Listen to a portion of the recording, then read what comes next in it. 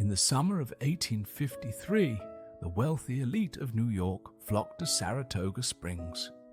Among its finest establishments stood Moon's Lake House, a lakeside restaurant catering to America's richest families.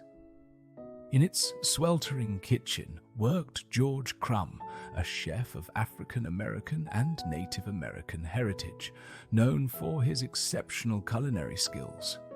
One fateful evening, a demanding patron sent back his fried potatoes, complaining they were too thick and soft.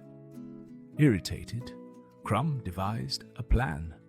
He sliced the potatoes impossibly thin, paper thin, then fried them until they curled into golden, crispy wafers. He salted them heavily, certain the customer would be furious. But the opposite happened.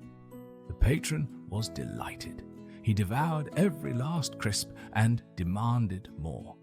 Word spread like wildfire through the dining room. Soon, these Saratoga chips became the restaurant's most requested dish. By 1860, Crumb opened his own establishment where baskets of chips graced every single table. Newspapers heralded this new sensation. The wealthy couldn't get enough. Though Crumb never patented his creation, his legacy transformed a moment of frustration into a culinary revolution. Today, potato chips are a multi-billion-dollar industry, enjoyed in every corner of the world.